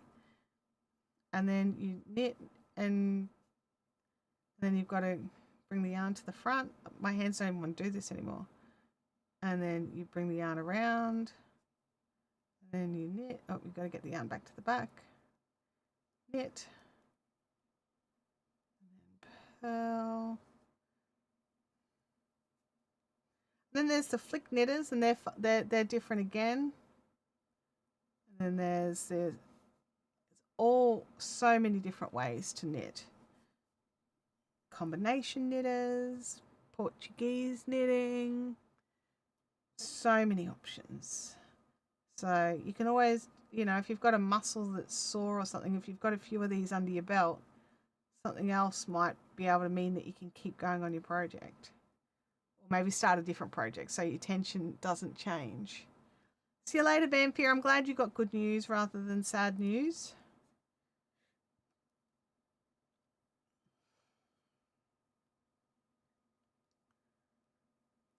Louis came in all of 2 minutes for Louis Cam.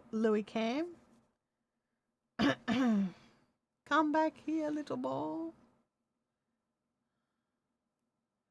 So yeah. So that's, I haven't been doing a lot this week. We had our first Sunday Caffeinated Crafters catch up at Club Beano, which was so fun.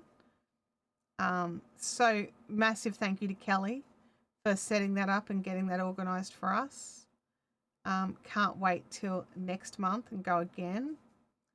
So that will be fun and exciting. Then after that, I've just had a lot of work on, which is great, and I love that too.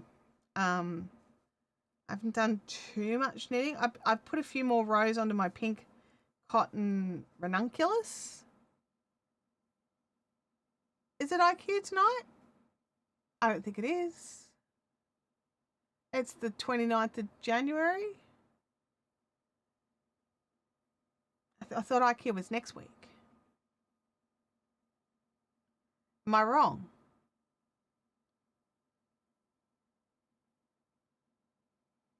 IQ is next week, right?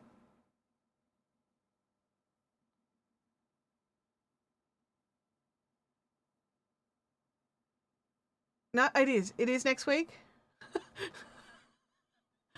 Just a little heart attack. Oh, sorry, Bianca. Sorry. I'm probably awful if you've been looking forward to that all day, and then you're like, wait a second. Oh no. Got all excited for nothing. Oh, sorry, Bianca.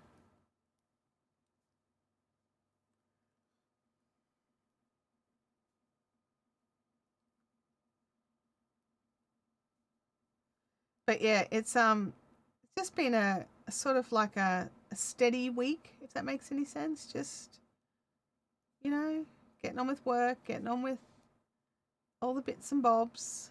Nothing exciting or out of the blue. I find what I do for work pretty exciting, to be honest.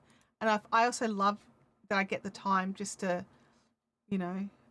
make things as well, like craft. And I don't know, everybody has that sort of time where they can just sit down after dinner and pull their craft out and have some time with a show on and just do it. I tend to actually pop a show on for my lunch break as well. Otherwise, I have this notorious habit of just eating my food and going straight back to work without having a proper break. So I actually put like an hour-long episode of something on, eat my lunch, sit and knit, put my feet up on my footstool, relax, take the dog out for a run and play with the ball in the yard, and then come back in, double check my episode is finished, and then come back in and go to work. And I think that's really helping, is making sure I'm having a proper break. And I get up and I get away from my desk and I, move around and stuff. Oh yeah, I'm feeling a lot better. I'm feeling a lot better. I didn't actually go too hard on the scotch, I'll be honest. There's still plenty of scotch there. Um, so yeah, I feel a whole heap better. So that's been really nice. Well, that's making it so I'm sleeping better, and all the things that happen with that. So I'm super happy with all that sort of side of things. But yeah, just plodding along, getting stuff done, starting new projects, finding new patterns just to do even when you've got 15 others that you want to finish, but let's just do this one instead. Turns out the camera doesn't like this color. So yeah, kind of funny, kind of funny. um so yeah, we'll get there one day. One day we'll do a project with yarn that the camera actually works on, because it doesn't like the teal either. It doesn't give the teal the right color. Doesn't give this the right. I mean, it's just a webcam. Like, you're okay, little webcam. You do pretty good, really, in the scheme of colors, but it's just some colors you don't like. I get it. Oh, there we go. Automatically started doing the wrong thing. It's fine. It says nothing wrong with the stitch. I don't have to go back and undo it. It's just I want to do it this other way. I want to get good at it, doing it this other way. I want it to be like nearly like a second nature. Like, oh, which way am I going to do this time? I'm going to do it this way just for funs. I love it when you're knitting and somebody walks up and you goes, oh, you're doing that wrong. And you're like, really? Because do you know what I'm even doing? Do you have any idea, or just that it's not the way that you do it? I definitely feel like this is slowing me down, though. I definitely feel that my other continental is quicker. But, as I get more muscle memory and understand more economy of movement and things like that, I probably would get quicker at it. That's why, like, the people are like, oh, you should do continental. You be so much faster with continental. Mate, I have seen some people who flick knit and who do English knitting way faster than I continental knit. Like, I don't think the knitting, like, I think if you're struggling with knitting and you need to try an alternative method to see if that works better for you, that this is a whole different conversation, right? But if you're moving along at a perfectly pelting speed, and then someone's like, well, you should be continental knitting because it's so much faster, I roll my eyes so hard that they hurt.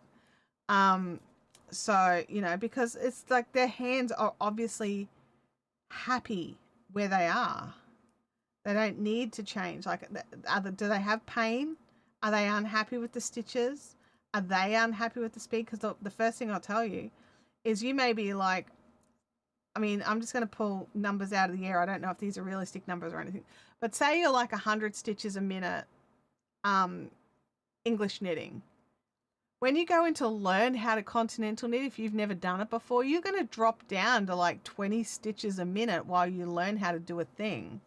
And it's going to take time for you to build that speed up. And yeah, sure, maybe you'll come out going faster. You might come out at the end of it doing 150 stitches a minute, right? And as I said, these are not real world numbers. These are just, I'm just proving a point that it will go down, and then it could come back up to the 100, or it might only come up to the 80 because maybe your continentaling is not as fluid for you for whatever reason, or it could go to the 150.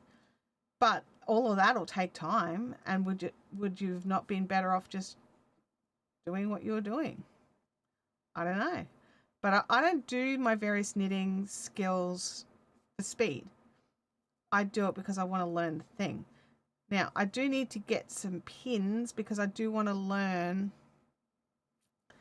the Portuguese knitting. Is it Portuguese that uses the pins? I think it's Portuguese. I could be wrong. I'll double check it. But yeah, I want to get some pins so I can try that, because that could be pretty cool, because you don't have to tension the yarn. That's a bit different. Yeah, ask them if they're the knitting police. Absolutely. Can I please see your badge? What badge? The knitting police badge. Go away, Chad.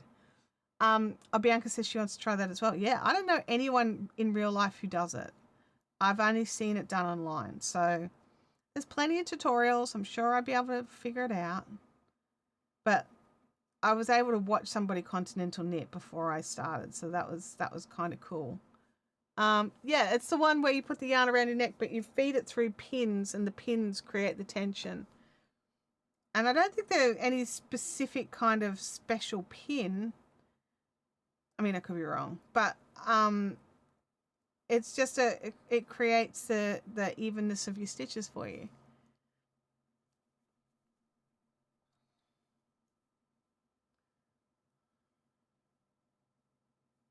I don't think that could be fun to learn.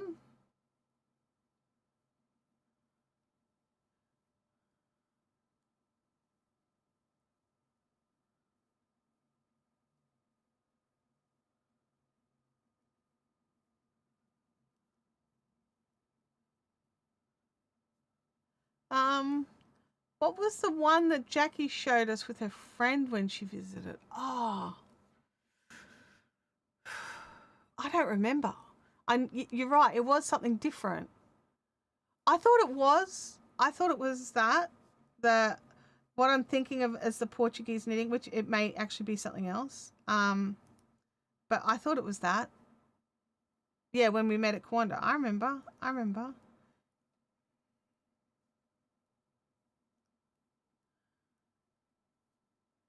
Is it Portuguese knitting? It is. I'm just going to quickly Google it. Give me a second. Portuguese knitting. The Portuguese style of knitting. I'm just looking for like a magazine or something rather than a video.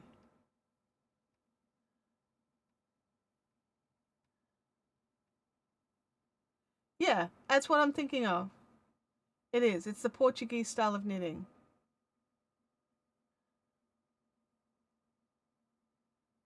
And it does look like I think it's a little bit there are some differences. It'll be fun. Yeah, she had that nice brooch thing for it. Yeah, absolutely. Oh, look at me putting the yarn at the front because it's the way I've done it for the last 20 years of my life. Do it different. Yeah, no, that it does. It looks fun. It looks interesting, and it also looks like it could be another one that could make you quick. Maybe, maybe I could be wrong. You do need to have a pin on your shirt. If you don't like brooches and pins, it might not be your jam.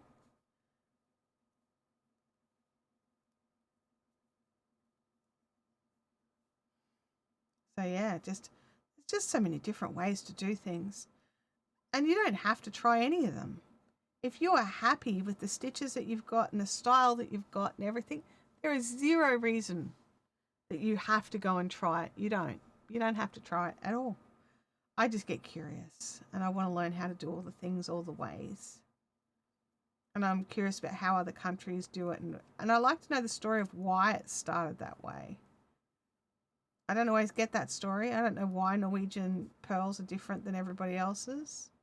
There's probably a reason for it.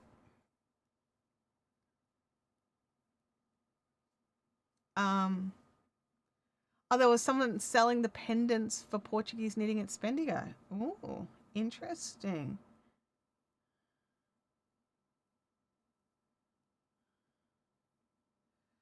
I just get concerned with like something like Portuguese knitting. What would be like what's the standard method for something like color work where you're working with multiple colors? Like I can see how one color at a time or even two colors at a time would work. But what if you've got like three or four colors? Like do you need three or four pins? I don't know. I'm very curious. I think that maybe that should be my next, learn with me. I did it again. Put your finger down, you great Gumby. I've got too much yarn on it right now without having to mess around. There we go. We're getting closer. So apparently, Abby and one of her friends are having a battle of the 90s TV shows. Um, so Abby is team Blue Heelers and her friend is team Water Rats. And I was like, Abby, you realize you can watch both, right? I said, they're all on Prime. You can watch both. And sometimes the different cast and actors end up on both. And I said, that was like the golden age of Australian television. we had so much good Australian drama at that time that, it was like, oh, what am I going to watch? Oh, I can't watch that because I want to watch this. Whereas now it's like, try and find an actual piece of Australian drama on free to air TV, that's not, supposed to actually be something else that turns into drama.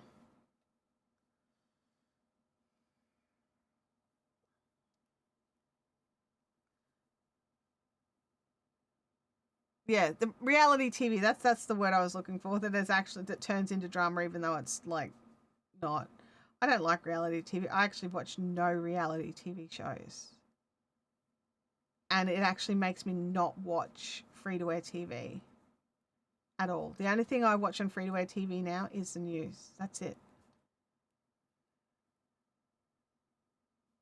Everything else I'll watch either on YouTube or streaming services.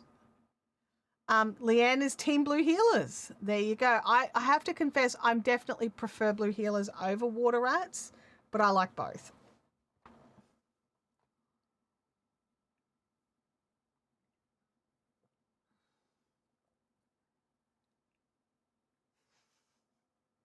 Bianca says, I haven't watched free to air TV in decades. Yeah, I realised it's been some time since I've watched free to air TV because I realised I forgot how to go to a TV channel on my TV. Like, what button do I press? I just wanted to watch something, and I was just like, because even with the news, I'll watch it through the app on the TV. So, but there was a problem. Oh, that's what it was. Our internet was out, and I just needed to watch normal TV, and our lounge room TV is connected to an antenna. So I was just like, I would like to watch that. And it took me a hot minute to work out how to do it. Oh.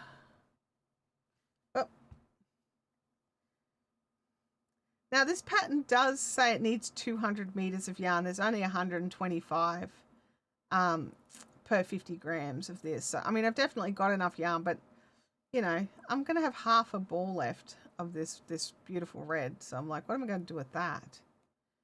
But I'll find a use for it, I'm sure.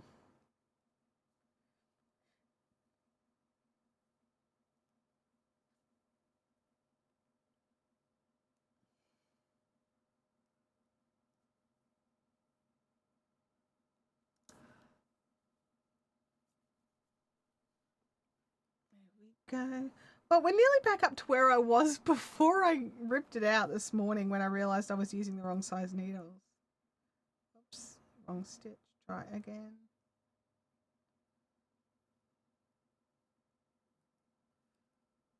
A spot of color work some time. Yeah. I will have to. Oh, that's actually a good idea. Is just keep it aside because it's a sport weight, so it's a bit heavier than a 4-ply, but it's not too bad.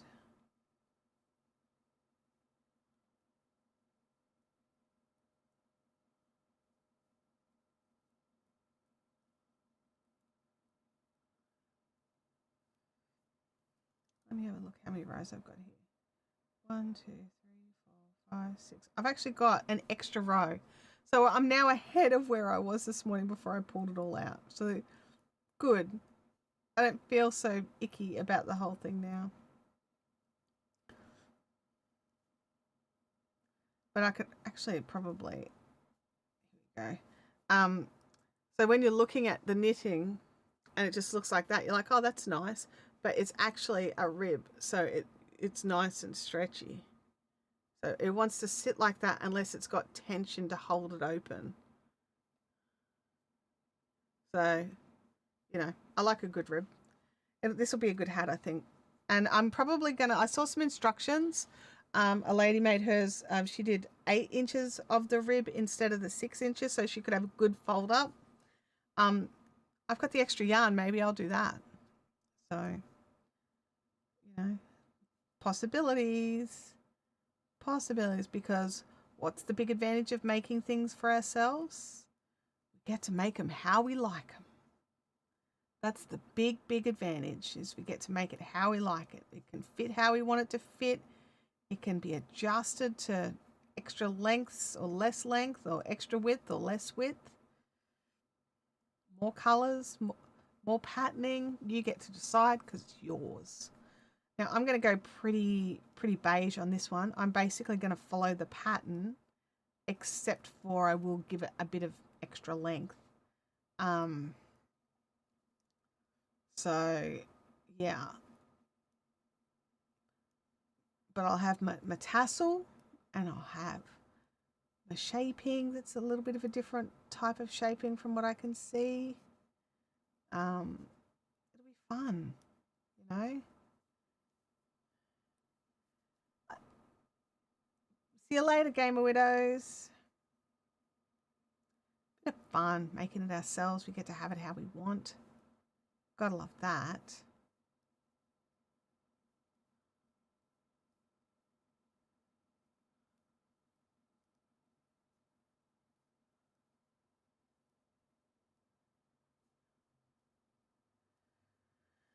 I'm in the zone. Sorry, guys. I really am. I'm just like, you know, just in the zone. It's nice to be in the zone every now and again, and your brain not running at 100 miles an hour.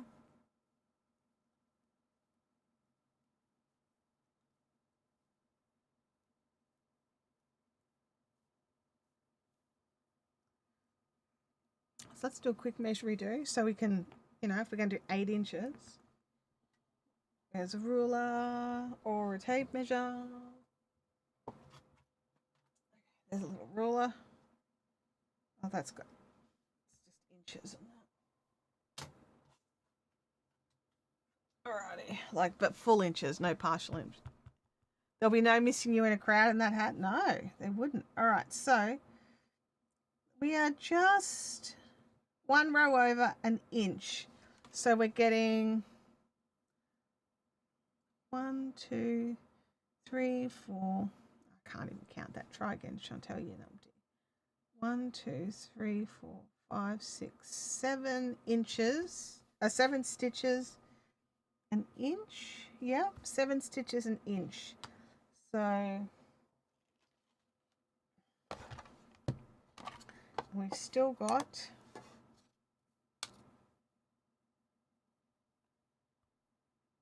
I've only used 4 grams of the yarn. So that's cool as well. We're not going to run out. So that's lucky. Because I usually run out, right? I have a whole spare skein. I'll leave it in its skein until it's needed. Knitting and then purling.